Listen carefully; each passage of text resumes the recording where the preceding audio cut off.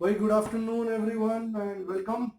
बहुत बढ़िया Thursday evening है, थर्सडे आफ्टरनून है एक्चुअली। एंड लास्ट टाइम हमने चैप्टर 6 इलेक्ट्रोमैग्नेटिक इंडक्शन का लेक्चर 3 किया था एंड उसमें हमने लेंस लॉ के एप्लीकेशन काफी सारे देखे थे।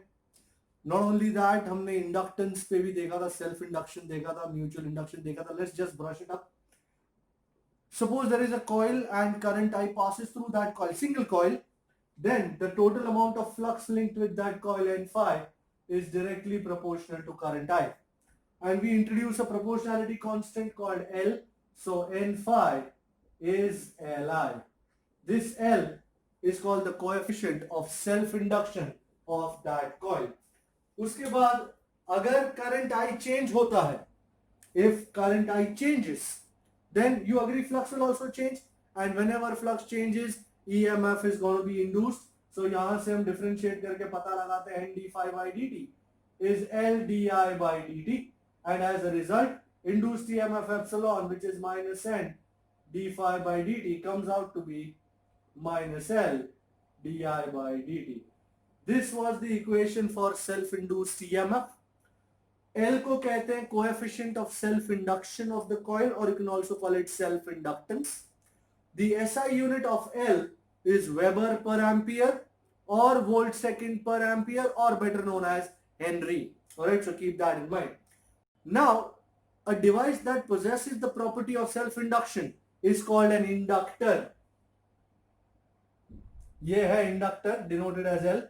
जहां से करंट एंटर करता है उस साइड को पॉजिटिव लिया जाता है, जहां से करंट एग्जिट करता है उस साइड को नेगेटिव लिया जाता है। Inductor is a device, let me repeat, inductor is a device that opposes the change in current through the coil and also stores magnetostatic potential energy.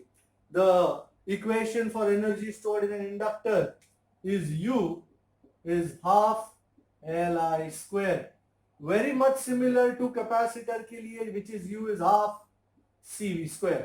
Okay, ये हो गया इंडक्टर। आई एम श्योर मैंने बताया था, अगर दो inductor series में है तो the equivalent inductance L is L1 plus L2, and if two inductors are in parallel then the equivalent inductance 1 by LP is 1 by L1 plus 1 by L2. That was self induction.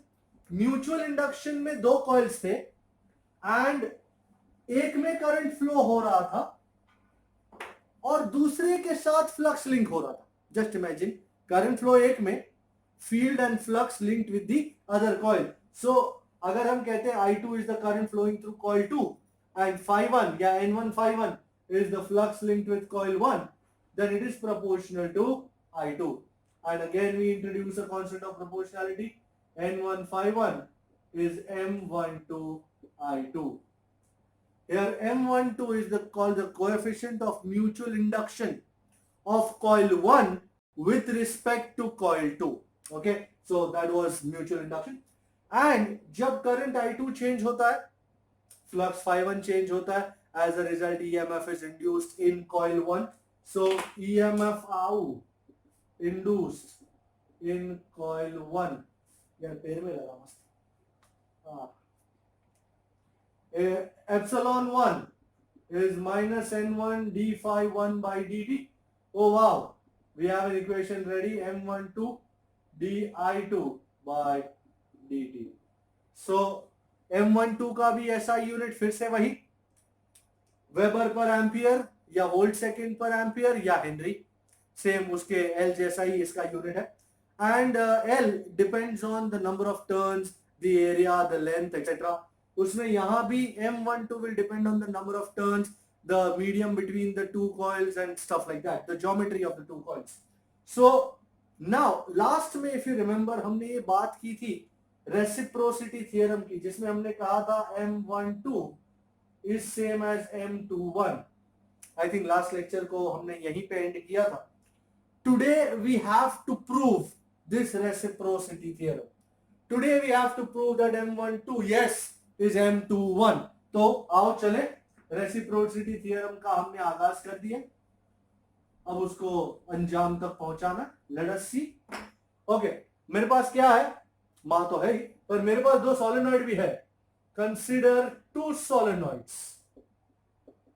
of same length, very long solenoids they are, of same length L. Solenoid 1 and number of turns per unit length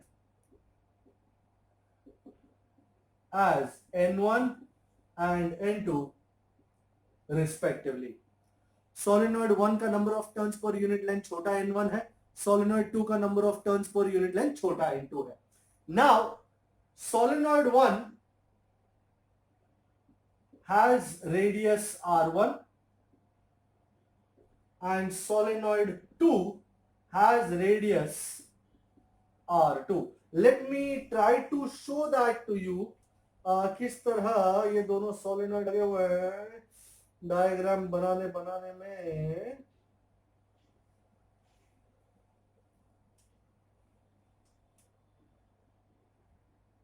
ये solenoid 1 पकड़ लो, आप पकड़ना है तो पकड़ लो यार. आपको लगता है आपका डायग्राम अच्छा है तो पकड़ लो. ये सोलेनॉइड 1 है और जिसका रेडियस है r1 एंड सोलेनॉइड 2 बनाने का काम है मेरा, नहीं है रोज का. ये बड़ा है, सोलेनॉइड 2 बड़ा है.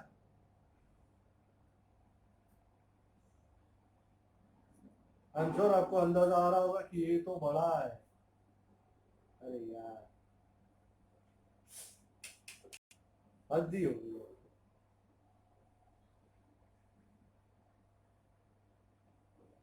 अरे कोई आ जाओ यार, डायग्राम ड्रॉ करने यार, थोड़ा तो हेल्पिंग करने का. ओके ये है सुल्लू 2 एंड इसका रेडियस है r2. भाई दोनों का लेंथ तो l ही है, भाई कुछ भी हो लिखना सीधा ही है. ओके ये सोलेनॉइड 1 का काला काला दिख रहा है कुछ. ये solenoid 1. So inner solenoid is 1 जिसके number of turns n1 per unit length is l and उसका रेडियस r1. आउटर सोलेनॉइड 2 जिसका रेडियस है r2, length is l and number of turns per unit length is n2. हम दो case लेने वाले हैं. Case 1 जब करंट I2 पास होता है सोलेनॉइड 2 में एंड फ्लक्स लिंक होता है सोलेनॉइड 1 के साथ. So case 1 I am going to present it nicely. Current I2 passes through solenoid 2. okay current I2 pass हो रहा है सोलेनॉइड 2 में. So do you agree field पैदा होगा सोलेनॉइड 2 में. कितना फील्ड पैदा होगा सोलेनॉइड 2 में? मैग फील्ड, एक एक स्टेप पकड़ेंगे. Magnetic field in solenoid 2. I am sure everybody knows the magnetic field through a solenoid is mu naught छोटा ni. so we'll call it B2 is mu naught छोटा n2 I2. This is the field in solenoid 2 due to current I2. Current I2 pass हो रहा है solenoid 2 में तो field भी पैदा होगा सोलेनॉइड 2 में.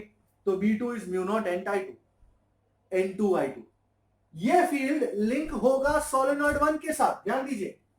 So magnetic flux linked with solenoid 1 is, we'll call it phi 1. I'm sure you know phi is BA.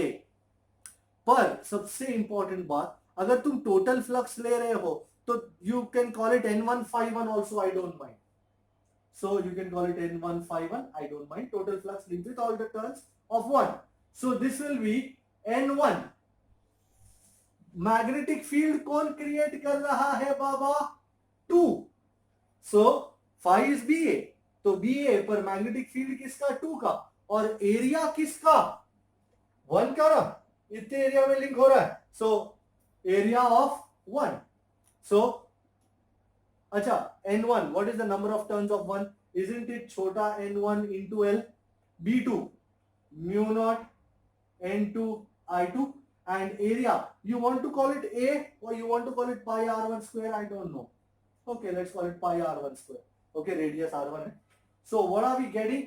Mu naught N1 N2 pi R1 square Li2। इतने बड़े से घबरा मत जाना। Okay, this was N1 final. And I'm sure you know mutual inductance of coil 1 with respect to coil 2, M12 इतना नीचे नजर आएगा। M12 is N1 by I2। ये N1 ये है हमारा, एंड मैं इसको उड़ा रहा हूं ऊपर वाले को क्योंकि अपने को उसकी जरूरत है।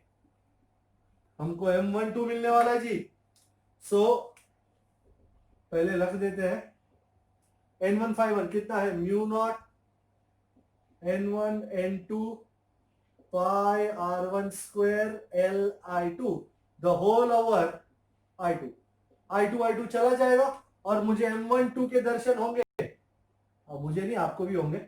M12 mu naught N1 N2 pi R1 square L। बहुत ही बढ़िया इक्वेशन नंबर 3। मैं आपको फिर से एक बार ये प्रोसीजर दिखा दूं। हमने करंट पास किया I2 में, उस वजह से फील्ड पैदा हुआ I2 में। So magnetic field in 2, B2 is mu naught छोटा into I2, everything is about 2। now this field is going to be linked with solenoid 1, so flux linked with solenoid 1, flux is N1 N1 is the total number of turns of coil 1। coil 1 में छोटा N1 is the number of turns per unit length, so what will be the total number of turns, N1 into L। B2 flux किसके साथ link हो रहा है, 1 के साथ, पर फील्ड कौन पैदा कर रहा है, 2, ये रहा B2, एंड एरिया किसका, 1 का, तो लगा डाला। And finally M12 is N1 over I2। I am going to do now the reverse procedure, अर्थात current flowing in coil 1 and flux being linked with coil 2। Stay with me, I think I'll have to rub this off। Case 2, I am going to rub everything off, obviously, कोई option ही नहीं है, ये सिर्फ इतना रह गया तो चलेगा। Current I1 passes through solenoid 1 and as a result magnetic field in solenoid 1 is, भाई B is म्यू नॉट छोटा है ना, तो B1 म्यू नॉट छोटा N1 I1, इक्वेशन 4। अब ये फील्ड 2 के साथ भी लिंक होगा, सो फ्लक्स किसके साथ लिंक होगा, सोलेनॉइड 2 के साथ। So magnetic flux linked with solenoid 2। ध्यान से देखिएगा, गलती से एक भी चूक हुई ना, isn't it N2 phi 2, which is N2 into phi is what, BA, no doubt, पर B किसका, 1 का। अच्छा, एरिया किसका लूंगा, बहुत ही आसान है 2 कहना, 2 कहना बहुत ही आसान है, पर एक नजर अगर डायग्राम पे मार लो, मैग्नेटिक फील्ड 1 में पैदा हो रहा है, right. I am sure you know magnetic field is inside the solenoid, outside the solenoid magnetic field is 0। सो चाहे कुछ भी हो, डू यू अग्री, फ्लक्स सिर्फ सोलेनॉइड 2 के इतने भाग में ही लिंक होगा। Do you understand. सपोज ये सोलेनॉइड 1 है, तो इसमें मैग्नेटिक फील्ड प्रोड्यूस हो रहा है, पर ये तुम्हारा सोलेनॉइड 2 है, क्या यहां यहां यहां यहां यहां यहां यहां यहां यहां यहां फील्ड लिंक होगा, फील्ड है ही नहीं। फील्ड इधर ये ब्लू पोर्शन में फील्ड ही नहीं है, तो लिंक क्या होगा, कुछ नहीं होगा। समझे, इज दिस अंडरस्टैंडेबल। हाँ, क्योंकि इतने में ही फील्ड है, तो इतने में ही लिंक होगा, बाकी इधर फील्ड ही नहीं है, तो कुछ लिंक ही नहीं होगा। सो ओनली इतने एरिया में लिंक होगा। That is the prime reason why area यहां पे फिर से हम 1 का ही लेंगे। सिंस लिख देते हैं यहां पे, since only in area of solenoid 1 there is magnetic field,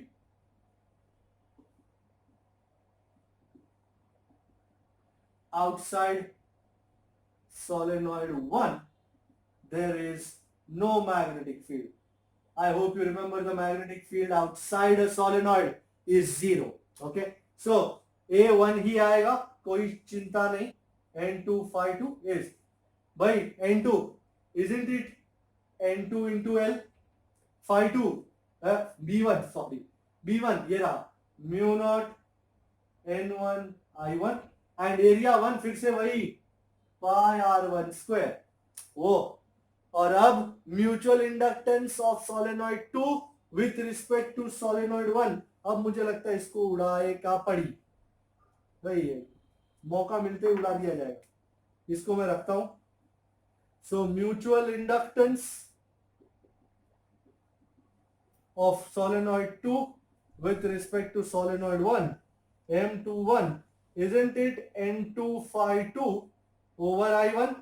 N2 phi 2 ये रहा mu naught N1 N2 pi R1 square L I1 the whole over I1 cut. So what are you left with? So M21 is mu naught N1 N2 pi R1 square L. I'm sure you are at this particular moment comparing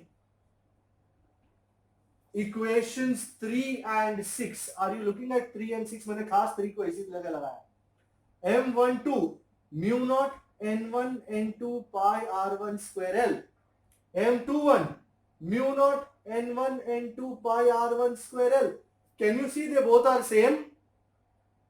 So from 3 and 6, from equations 3 and 6, M12 is same as M21.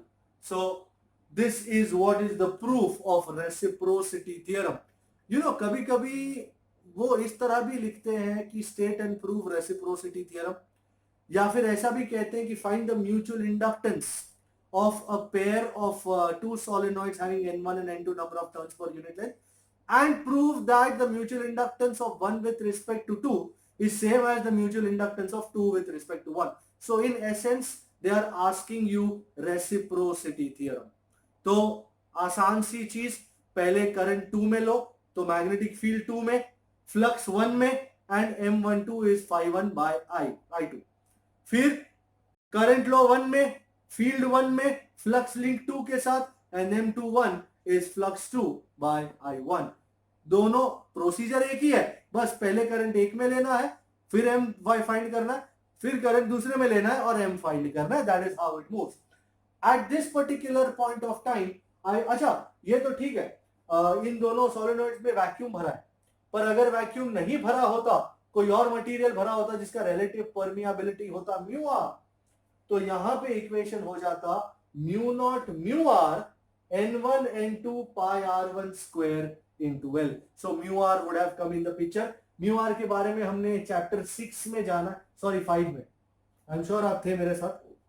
हमने relative permeability, magnetic susceptibility, इन सब के बारे में काफी विस्तार में जानकारी ली थी.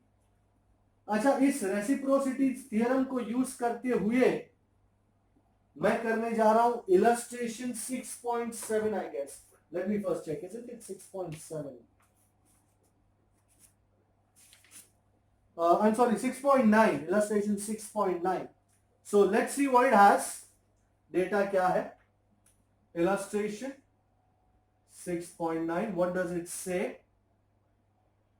It says two concentric circular coils, one of small radius R1, another of large radius R2, such that R1 is much less than R2. Concentric coils है जी, ये R2 बोलो, कॉइल 2, एंड इसके अंदर मैं ब्लैक कलर में coil 1 बना रहा हूं, and this is R1, this is coil 1. Okay, what do they want? They want that a place actually the centers coinciding, okay, obtain the mutual inductance of the agreement. Okay, okay. Mutual inductance find करना है श्रीमान. हमेशा जब भी आप mutual inductance find करें तो जहां तक पॉसिबल हो बड़े वाले में करंट पास करवाएं, बड़े वाले के थ्रू मैग्नेटिक फील्ड फाइंड करवाएं, तो वो सेंटर वाले के साथ पूरा का पूरा लिंक होगा। सर मेरे को ये ना करना हो तो हाँ भाई ठीक है, तेरे को इसमें करना है करंट तो कर, पर फिर एरिया भी इसका ही लेना पड़ेगा तेरे को। ओके, सो मैं यूजुअली क्या करता हूं, मैं I2 बाहर वाले में लगवाता हूं। So consider current I2 flowing through bigger coil। अब ये करंट मैग्नेटिक फील्ड क्रिएट करेगा, magnetic field at the centre due to I2। भाई कोई भी रिंग के अंदर करंट पास हो रहा हो रिंग में, what is the magnetic field at the centre? I hope you remember मोनी बाय तुआ, याद आती है उसकी? मोनी बाय, पर यहां पे एन तो है ही नहीं, तो मोई आय अपॉन 2R2, रेडियस R2 है ना बड़े कॉइल का। अब ये मैग्नेटिक फील्ड इसके साथ लिंक होगा 1 के साथ, तो फ्लक्स कितना लिंक्ड विथ 1? तो magnetic flux linked with coil 1, I am sure you know phi is bar, N turns तो है ही नहीं, पर बी किसका? 2 का, एंड एरिया किसका? 1 का। Do you understand this? So magnetic field 2 का, एरिया है 1 का, B2 ये रहा, mu naught I2 by 2R2 the whole into, by what is the area of this inner coil?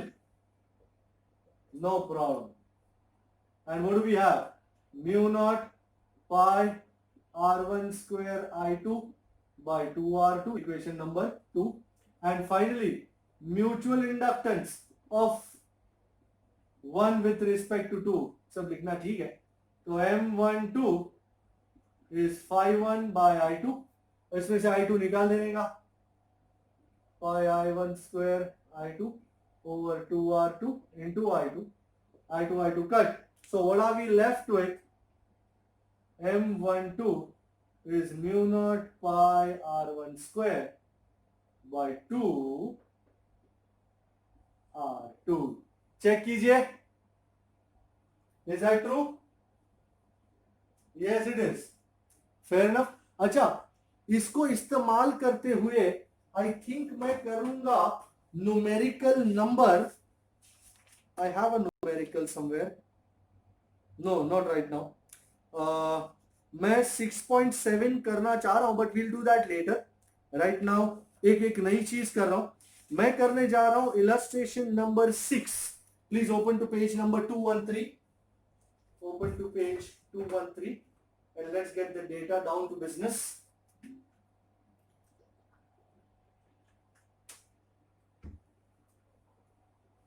Illustration 6.6,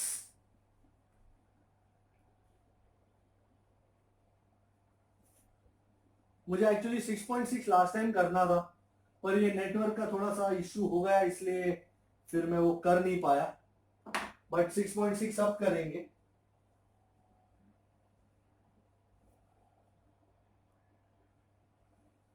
Illustration 6.6, what does it say? हमको क्या कहता है? Metallic rod of length 1 meter, length है 1 meter, is rotated with a frequency 50 revolution per second. So 50 revolution per second. Well, I seriously hope you remember 1 revolution is 2 pi radian. तो मैं इसी वक्त इसको रेडियन पर सेकंड में convert कर दूंगा, and that would be 100 pi radian per second. And what else have they given us? What else? They have told us frequency 50 revolution per second with one end hinged at the center and the other end at the circumference of a circular metallic ring of radius 1 meter. Radius is 1 meter. Length be 1 meter, radius be 1 meter. Okay. About an axis passing into the center, perpendicular plane of the frame. A constant uniform magnetic field 1 Tesla is parallel to the axis, is present everywhere. What is the EMF between the center and the metallic ring? EMF चाहिए. Okay. सबसे पहली बात, पहले scene समझ लो. Scene क्या है? मेरे पास एक ठो रॉड है जिसका लेंथ है 1 मीटर. ये सेंटर है उसका. Let us call it length है. एंड क्या बना papaya?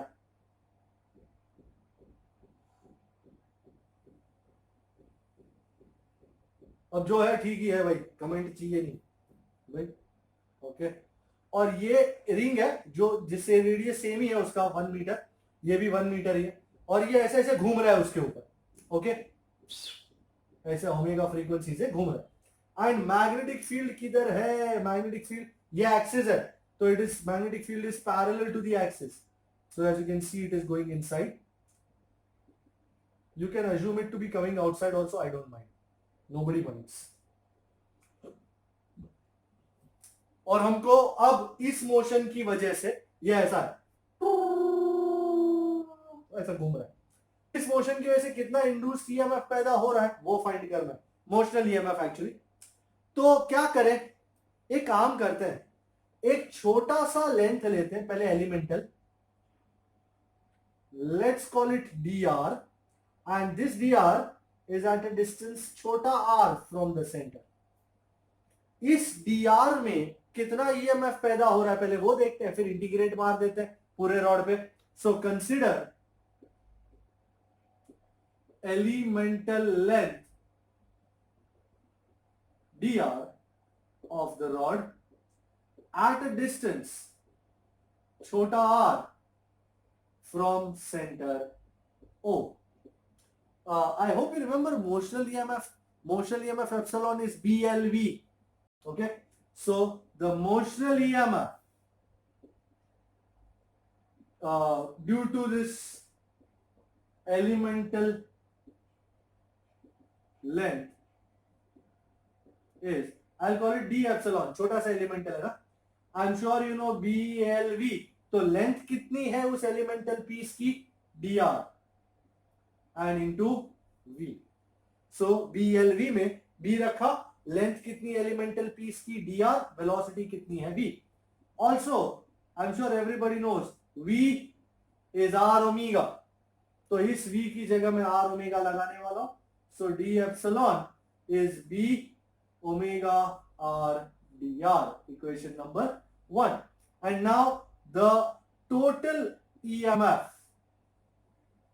Due to the entire rod. क्या करेंगे सर? इंटीग्रेट करेंगे और फिर हवन करेंगे. डी एप्सिलॉन कहां से लेकर कहां तक? जीरो से लेकर लेंथ एल तक. जीरो से लेकर लेंथ एल तक. अब इसमें से ओमेगा और बी बाहर आ गए. Integral R D R. I am sure everybody knows integral X raise to N D X is X raise to N plus 1 by N plus 1. तो आर डी आर कितना होगा? R square by 2. So omega B R square by 2 zero से लेकर L तक. और अब मैं क्या करूं? यहां करूं उठा के यहां ले लेते हैं. मेरा फाइनल इक्वेशन आ रहा है जी. So EMF epsilon is omega B L square by 2. वैसे ये मेरा एक जनरल इक्वेशन है, बहुत ही बढ़िया जनरल इक्वेशन है कि कोई भी लेंथ एल ऑफ रॉड अगर घूम रहा हो एंगुलर फ्रीक्वेंसी ओमेगा के साथ in a magnetic field B, तो the EMF induced would be omega B L square by 2. अब मेरे को वैल्यूज लगानी है, खत्म नहीं हुआ, चालू है. सो वैल्यूज लगा के फाइनल आंसर ला देना है और फिर निकलना है यहां से. ये तो हमने एक जनरल रिजल्ट लाया. And now let's put values. Let's put values. तो ओमेगा कितना है जी? 100 पाई. बी कितना है? 1 टेस्ले. लेंथ कितना है? 1 मीटर. 2 कितना है? 2. So omega B L square by 2. अरे लगाने का था. ओमेगा 100 पाई. बी बोले तो 1 टेस्ला. लेंथ बोले तो 1 मीटर. भाई आपको तो पता ही है 1 into 1 square is 1 and 100 into pi कितना है 3.14 by 2. 100 into 3.14 is 314 and 314 by 2 is 157. So might as well check क्या 157 है, करेक्ट है बोले तो सही है. यस 157. हाँ एग्जाम्पल 6.7 भी हाँ कुछ कहना चाह रहा कथन. या गुड ओके. इलस्ट्रेशन 6.7 भी इस डायरेक्ट रिजल्ट को ही यूज करेगा. क्या कहता है, wheel with 10 metallic spokes, 10 spokes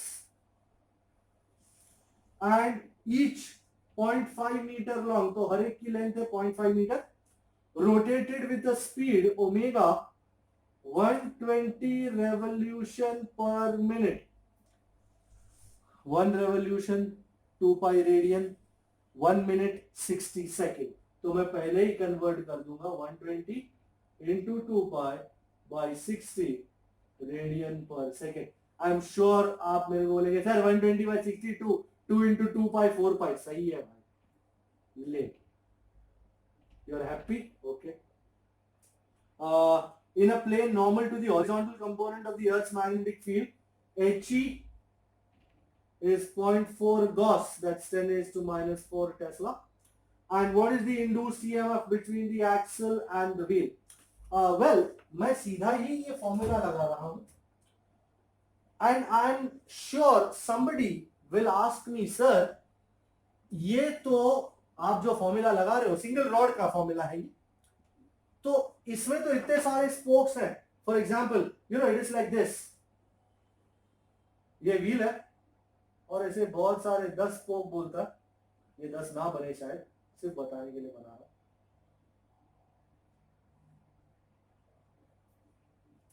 तो for each spoke the induced EMF due to each spoke epsilon is omega b l square by 2. no doubt हर एक सिंगल स्पोक, सिर्फ सिंगल स्पोक कंसिडर करो तो omega B L square by 2 है, which is but of course omega कितना है 4 पाई, B कितना है 4 into 10 raised to minus 5 and length is how much, 0.5 meter.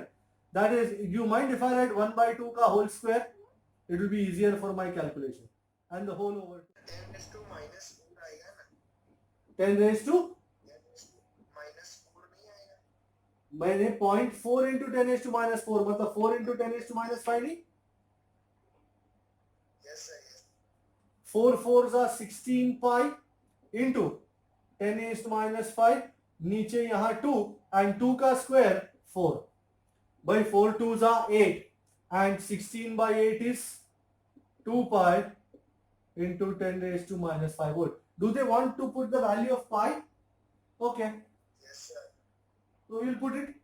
Pi is 3.14. So epsilon is 6.28 into 10 raised to minus 5 volt. And as the question goes, कि ये तो EMF due to each spoke है sir और इतने सारे spoke है, तो ध्यान से देखिए हर एक स्पोक एक EMF बैटरी जैसा बिहेव कर रहा है. पर जैसे ही मैं ये डायग्राम बनाऊंगा शायद आपको थोड़ा अंदाजा आ जाएगा कि all these batteries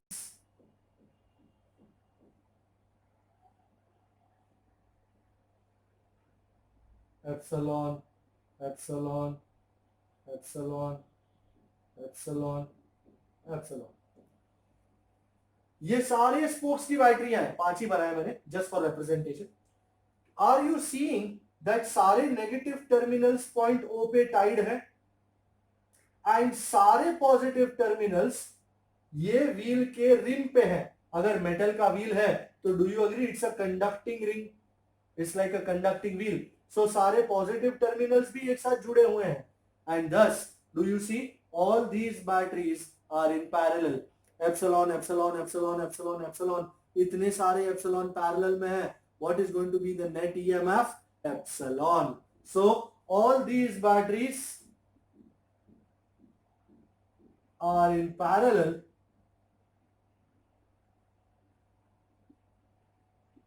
So net EMF is epsilon, which is 6.28 into 10 raised to minus 5 volt. Is this absolutely understandable? कोई शक? पैरेलल कैसे हुए, क्या हुए, कोई शक उसमें? सारे नेगेटिव एक साथ टाइड है ओ पे, वो तो दिखाई दे रहा है, पर सारे पॉजिटिव इस रिंग के रिम के साथ है, एंड रिंग कंडक्टिंग है, रिम, तो ये सारे पॉइंट्स भी कंडक्टिंग हो गए. So this is very much similar to this thing, positive negative, मैं तीन ही बना रहा हूं.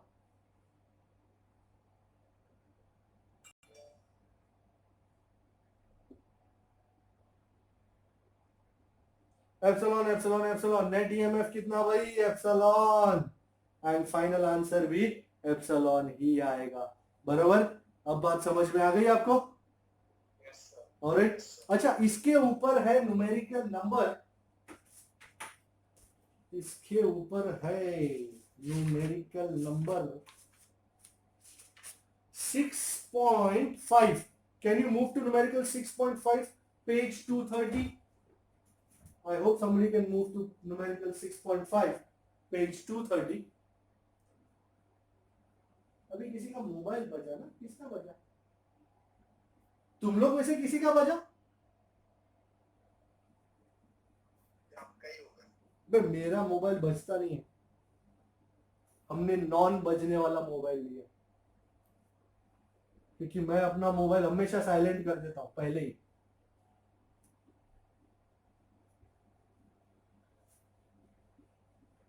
क्योंकि मोबाइल साइलेंट नहीं होता है तो मैं वायलेंट हो जाता हूं.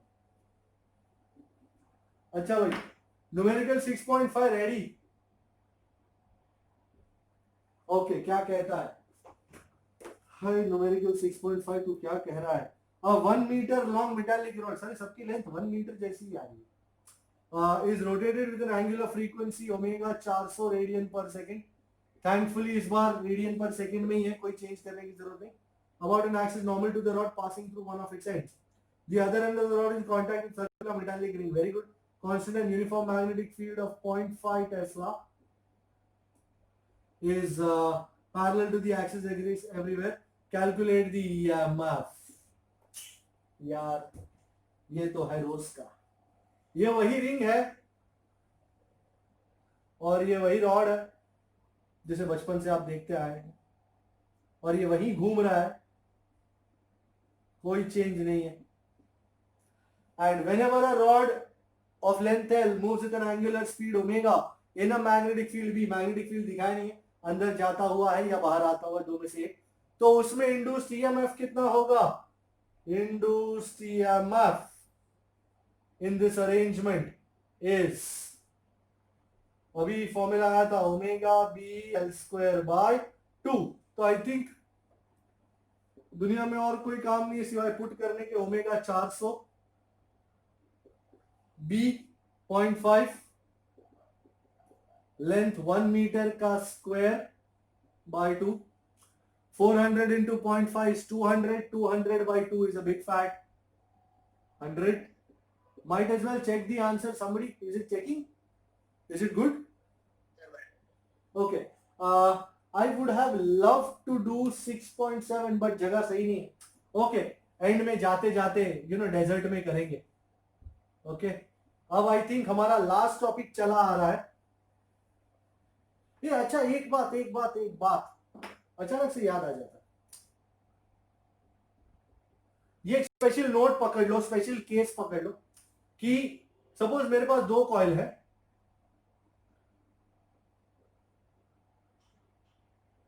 जस्ट एक इक्वेशन देना चाहता हूं, यूज कुछ नहीं है उसका. ये कॉइल 1 है, current I1 flows through it, and ये है कॉइल 2,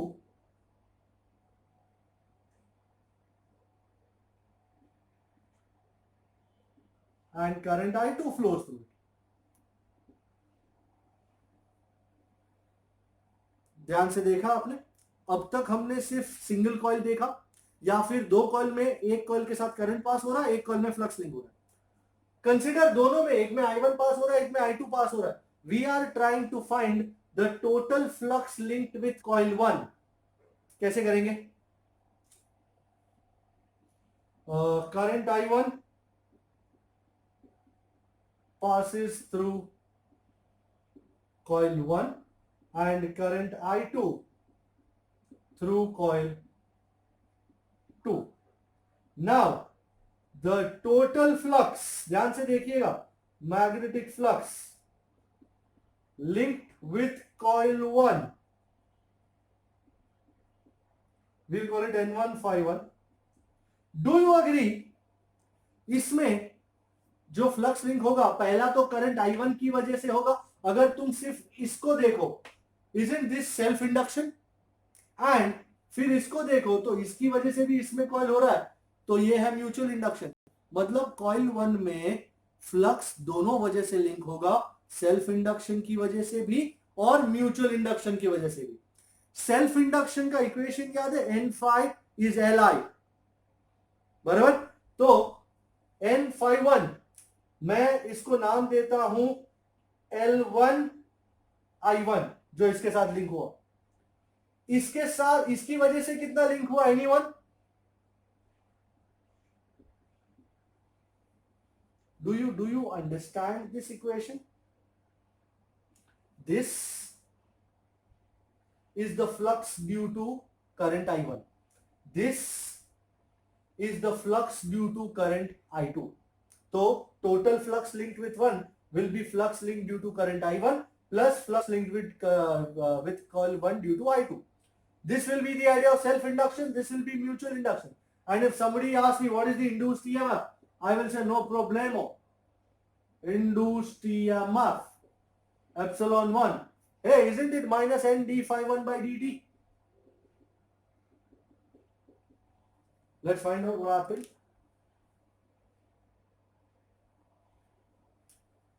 ये रहा N1 phi 1, d by dt लगा दो, d by dt लगा दो, d by dt लगा दो, क्या मिलेगा आपको? Minus L1 di1 by dt minus M12 di2 by dt. Do you follow this? Here L1 is the self-inductance of coil 1 and M12 is the mutual inductance of coil 1 with respect to coil 2. Is this followable? This is a very special case, but मेरे को ध्यान में आया तो मैं पकड़ रहा हूं. कोई दिक्कत इसमें? We are good? Yes, sir. Okay. Yes, sir. So I think it's high time we proceed to the last topic of this chapter. आज इस चैप्टर की थियरी खत्म हो जानी है. This topic is called AC generator. And कोई भी power house हो, कोई भी पावर स्टेशन हो, चाहे वो थर्मल पावर स्टेशन हो, हाइड्रो इलेक्ट्रिक पावर स्टेशन हो, न्यूक्लियर पावर स्टेशन हो, कोई भी स्टेशन हो जो पावर इलेक्ट्रिकल पावर बनाता है, ये उसका लास्ट कंपोनेंट है. ऑलराइट, कोई भी टाइप का पावर स्टेशन हो, this AC generator is going to be its last component. So ये जो एसी जनरेटर देख रहे निकोला टेस्ला की डिजाइन है. जॉर्ज वेस्टिंग हाउस के साथ मिलके निकोला टेस्ला ने इस आइडिया को अंजाम दिया and the rest is history. I think बहुत साल से अब यही चल रहा है, सब कुछ एसी पे चल रहा है. AC is not air conditioning, it is alternating current. Okay, so ये AC generator है. Let's see how it works out. सबसे पहले तो सीन क्या है, मेरे पास एक rectangular coil है. I am trying my best to make a rectangular coil. Wow, we have succeeded, success. और ये दो poles of the bar magnet के बीच में placed है. अरे यारा, डायग्राम ने मारा यारा. ओ यारा, देखो डायग्राम हमारा. सक्सेस इधर भी, ये नॉर्थ ये south. I am sure you know magnetic field always goes from north to south. Okay, तो ये रेक्टेंगुलर कॉइल है, लेट्स कॉल इट PQRS. और यहां पे स्लिप रिंग्स है एंड ब्रशेस है. ये कार्बन का ब्रश है,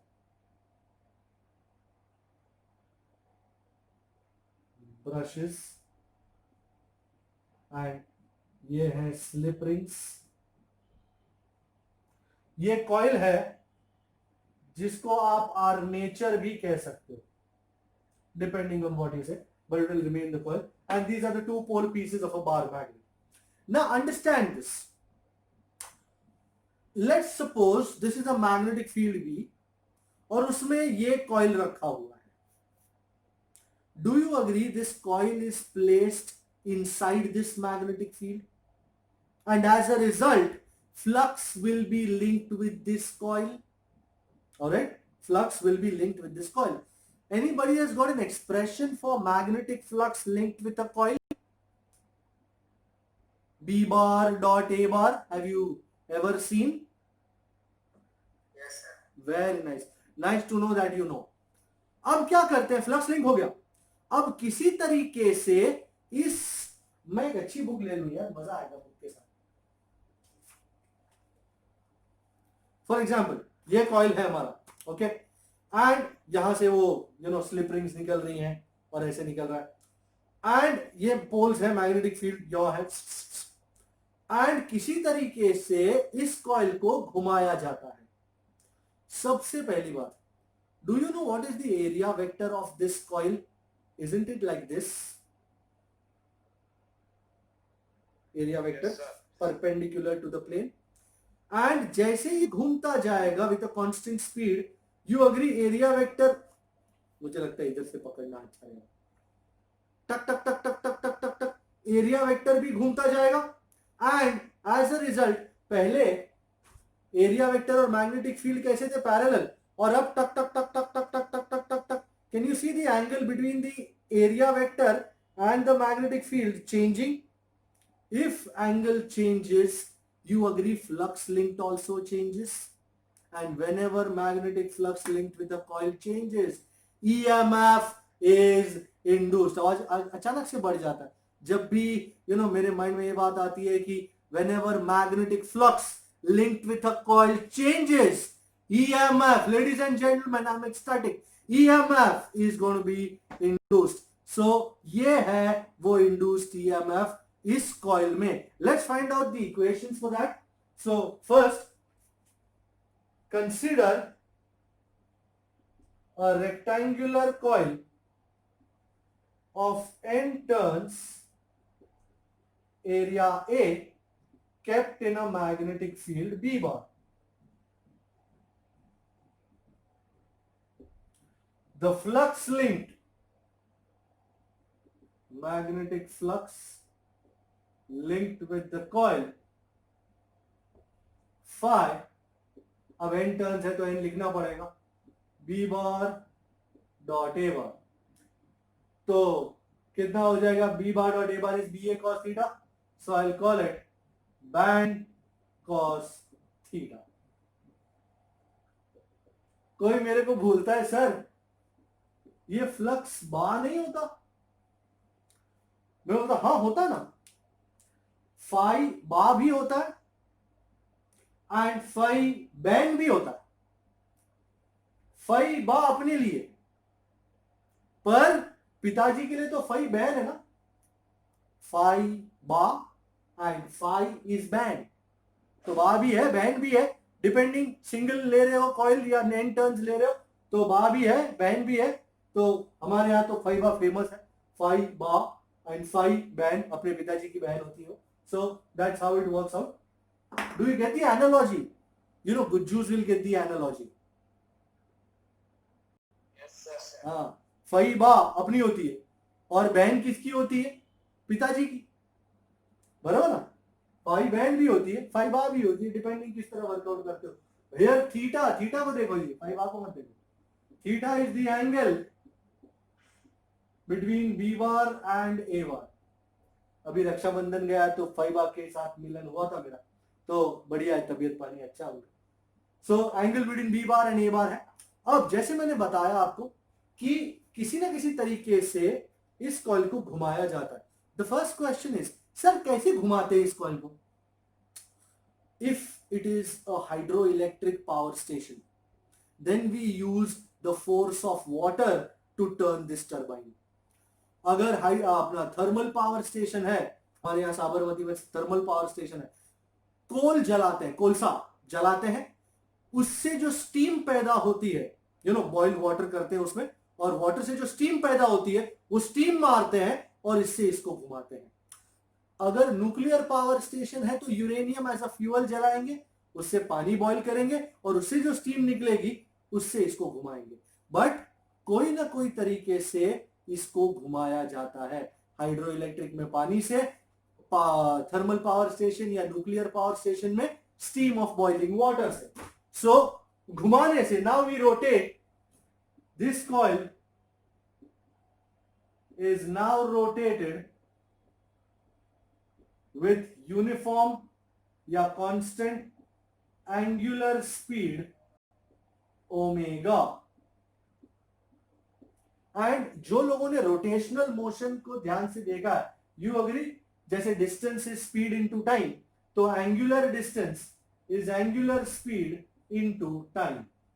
सेम अपना distance is speed into time का equation, but angular displacement is angular speed into time. Let's put 2 in 1. So क्या बन जाएगा equation? Put 2 in 1. So flux phi is BAN cos omega t. Now मेरे को ये जगह मांगता है. When coil rotates,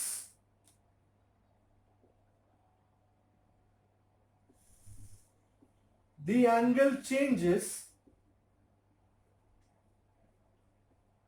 so magnetic flux changes and EMF is induced. I'm sure somebody knows an equation for induced EMF. Epsilon is minus d phi by dt. और अगर आपने n terms यहां नहीं लिया है तो उसमें ले लेना, तो minus n d phi by dt. No problems, आपको जैसा ठीक लगे. सो द इंड्यूस्ड ईएमएफ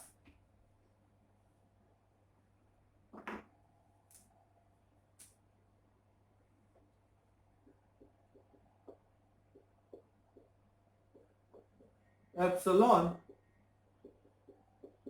अब फाई की जगह BAN cos ओमेगा टी लगा देंगे. BAN cos omega t. So minus BAN comes outside. D by dt of sine something is cos something into d by dt of that something. And d by dt of cos something is minus sine something into d by dt of that something. So this becomes minus sine omega t into d by dt of omega t. ले भाई minus minus तो गियो. d by dt omega t, omega बाहर, d by dt of t is 1. So finally what are you going to get? So my final equation, ladies and gentlemen, epsilon is NAB omega sine omega t. Number 4. So epsilon, induced EMF epsilon is NAB omega sine omega t. Acha, when sine omega t is 1, I'm sure the maximum value of sine is 1. Plus 1 or minus 1. Right now I'm taking plus 1. So अगर मैं sin omega t की value को 1 लेता हूं तो मुझे epsilon कितना मिल जाता है? NAB omega. Isn't this the maximum value of induced EMF? And this maximum value I call it as epsilon 0, which is the maximum value of induced EMF. And as a result, what does my equation become? So epsilon is epsilon 0 sin omega t. You will say, okay sir, no problem, आ गई समझ में बात.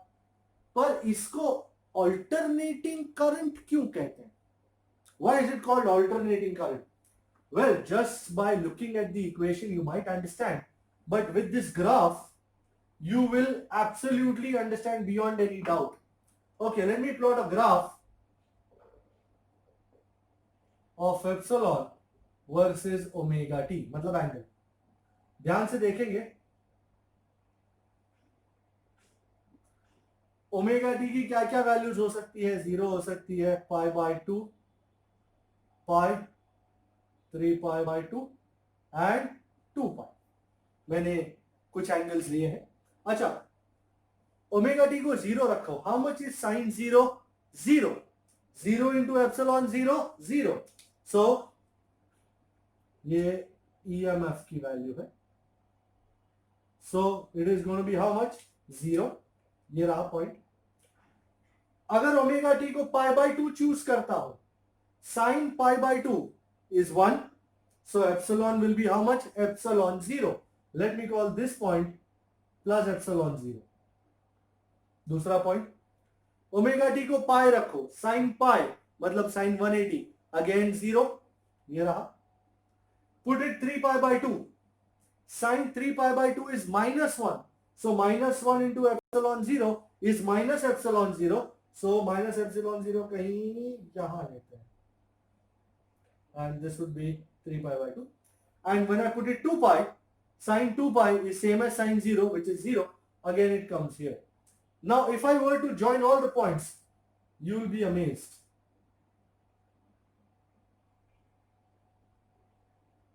Wow, it could have been more pointy.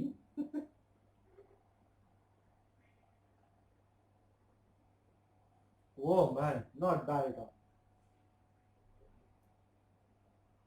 Whoa, whoa, whoa. So can you see, I wish to make it more pointy. Whoa. Now it's good. If it's good, it's good. So you can see that the cycle starts from 0, goes to maximum value epsilon 0, comes back again to 0, goes again to the maximum value in the opposite direction minus epsilon 0, and comes back to 0. Can you see this is one full cycle? And in one full cycle, you have got two half cycles. This is a positive half cycle, this is a negative half cycle. और इन दोनों का आप पूरा देखोगे तो this is like two half cycles in one. Voltage is alternating between positive and negative. That is why such a type of voltage is called alternating voltage या AC voltage, and the current is called alternating current. Now if I were to write this, epsilon is epsilon 0 sin omega t, आपको पता है, मैं एक बार फिर से लिख देता हूं। अच्छा, बोर्ड पे नहीं है पर याद है फ्लक्स देखा था हमने phi, it was band cos omega t, you remember? So EMF depends on sin omega t, flux depends on cos omega t. If I were to draw flux here, कैसा बनता? Cos 0 would be 1, let us say this is phi 0, and pi by 2 would be 0, cos pi by 2 0, so it would be something like this.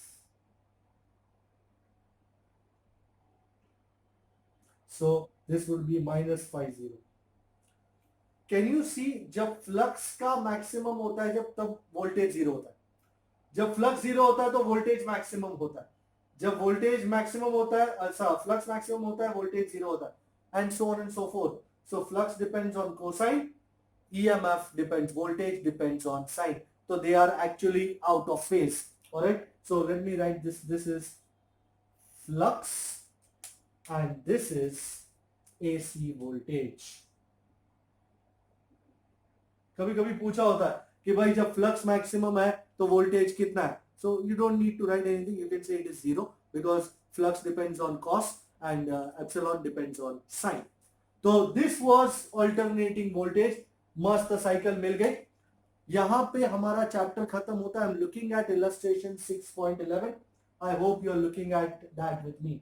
अच्छा, any doubts here, any problems? We are good? No, sir. We are good? Okay. No, sir. Illustration 11, please. Let's move. Let's rock and roll up.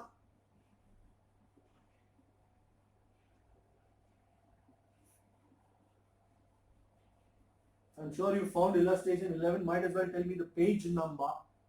226. 226, is that the page number? You kidding me?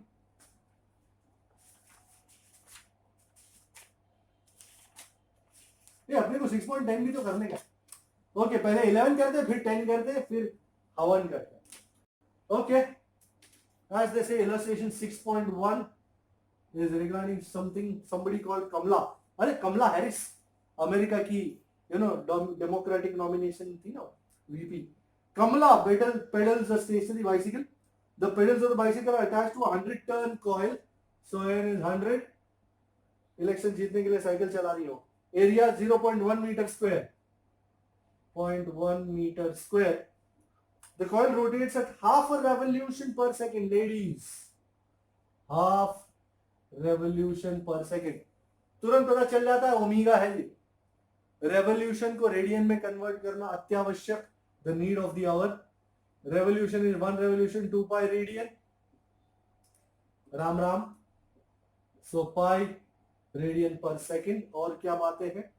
And its place uniform magnetic field 0.01 Tesla. Okay. Perpendicular to the axis. सही बात हुई. What is the maximum voltage generated? Oh my God. They want maximum voltage generated. So maximum AC voltage. I'm sure आपको याद होगा epsilon 0 maximum AC voltage. NAB omega. कोई याद? कोई फरियाद? N100. एरिया कितना? 0.1. वाओ. B कितना? B कितना? 0.01. Okay. And this is पहिया. भाई 100 into 0.01 मतलब भूल जाएगा matter close. 0.1 into pi. So that's 0.1 into 3.14. To cut a long story short, isn't it 0.314 volt? Check. सही है भाई. ये पप्पू था न्यूमेरिकल. अच्छा, इसी के साथ अगर इसी के जैसा करना है तो नंबर न्यूमेरिकल 6.6.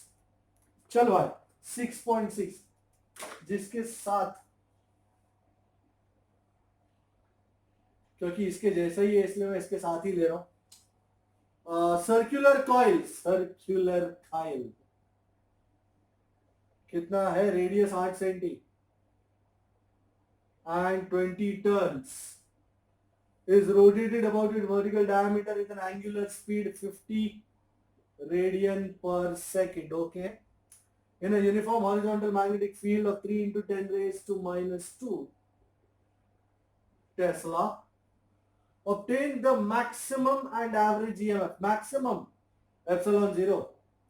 Average कैसे फाइंड करना है बताऊंगा. डोंट वरी, इधर फटी पड़ी है, ऐसा नहीं. If the coil forms a closed loop of resistance 10 ohm, find maximum value of current. IO. अगर maximum value of EMF को EO कहते हैं, maximum value of current IO कहते हैं. Okay. And calculate power loss. Power loss. In the form of joule heating. Where does this power come from? Okay. हाँ, काफी चीजें find कर रही है. चलो भाई काम पे लग जाओ. सबसे पहली बात, एप्सिलॉन 0 मैक्सिमम, पहला वाला मैक्सिमम एसी वोल्टेज. भाई कितना भाई मैक्सिमम एसी वोल्टेज? अभी दिखा था इधर. Epsilon 0 is NAB omega. भाई सर्कुलर कॉइल है तो area is pi R square.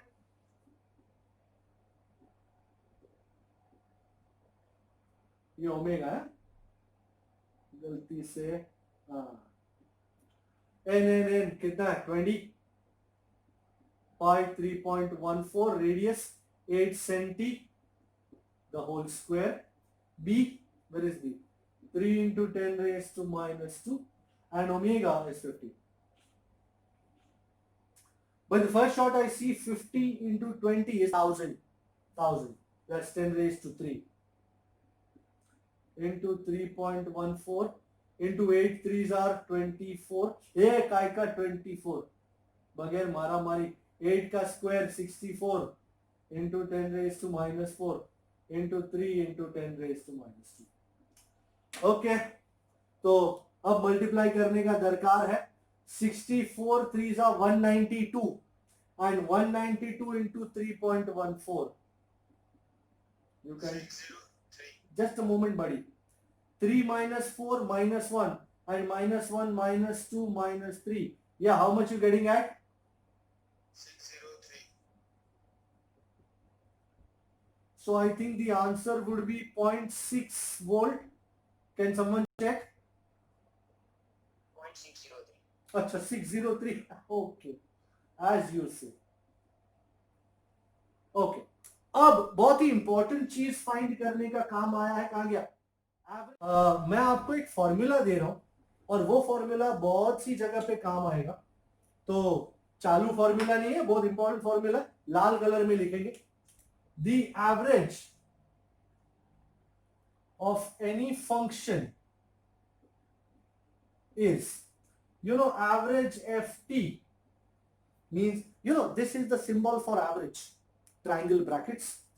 Average any function is 1 by t integral 0 to t function dt. Can you see this? The equation for average of any function is given as average of ft is 1 by t integral 0 to that function ft dt. So now the average of AC voltage, epsilon average, is 1 by t integral 0 to t epsilon dt. मुझे किसका average find करना है? बराबर. So average of epsilon is 1 by t integral 0 to t epsilon dt. भाई तुमको epsilon का equation मालूम है क्या? डजंट मैटर जी, कोई लोड नहीं, ठीक है, ओके। इसको एप्सिलॉन एवरेज कहते हैं।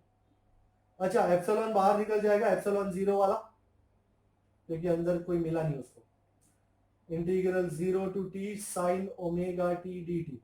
मैथ्स वालों को शायद पता होगा, integral sine something dt is minus cos something upon the coefficient of t।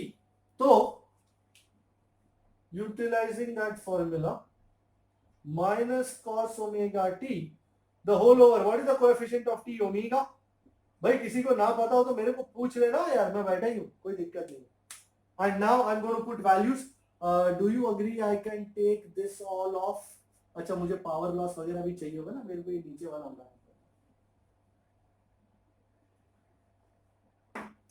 Okay, और ये ओमेगा इंटू टी कर देता हूं मैं, इसको लाइन मार देता हूं, बॉर्डर मार दिया मैंने।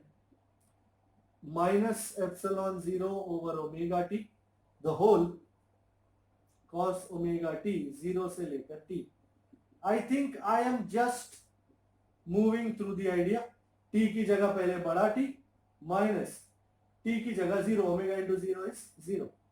भाई but I am sure you no omega is 2 pi by t, so how much is omega t, isn't it 2 पाई? तो यहां ओमेगा t की जगह 2 पाई। आई थिंक आपको अंदाजा आ रहा है, खुशबू आ रही है, आंसर क्या आएगा? Cos 2 pi is 1, cos 0 is 1, and 1 minus 1 is 0.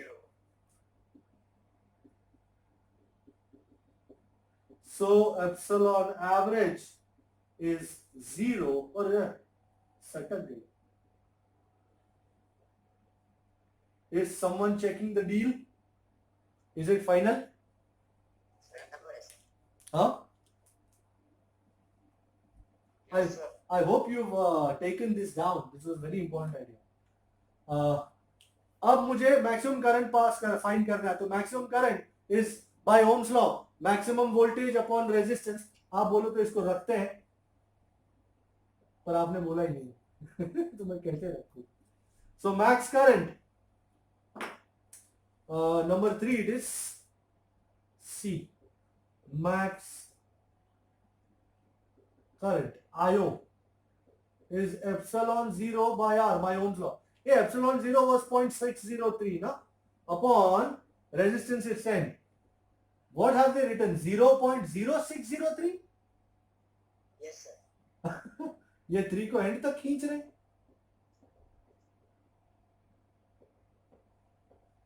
Okay, and finally power loss. Now let me be very candid. Do you agree ये जो cycles है उसमें maximum 2 ही बार आता है in one whole cycle, बराबर? So आपको अभी तक पता नहीं मैंने ये किस तरह किया, क्योंकि मैंने अभी तक आपको बताया ही नहीं है. Power is epsilon 0 IO by 2.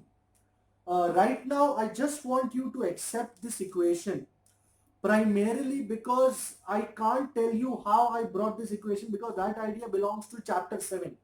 जब हम chapter 7 alternating current, chapter 7 is alternating current, वो करेंगे तब मैं ये आपको derive करके बताने वाला हूँ. So right now the best thing is, okay ठीक है, epsilon 0 IO by 2 average power. तो right now just take it. Actually this means root mean square value, doesn't matter, वांदा नहीं, टेंशन नहीं. epsilon 0 कितना था? 0.603 into 0.0603. I hope somebody is combining that for me. Nobody? 0.018. Final answer? 0.036. Now that is a, पर divide by 2 किया ना? 0.018. Is someone checking the final answer? Is that okay? हाँ sir, एकदम बराबर है. Okay. And where does this power come from? Isn't that? Where does this power come from?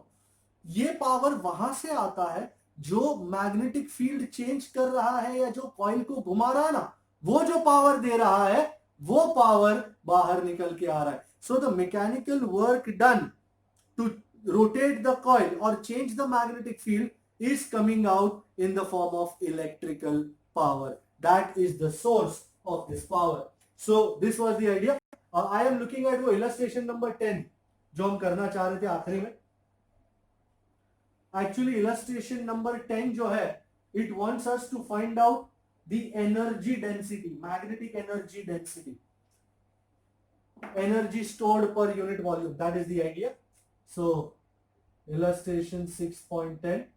अच्छा, सबसे पहली बात उन्होंने ये बोला है for a solenoid find magnetic energy density. सबसे पहली बात,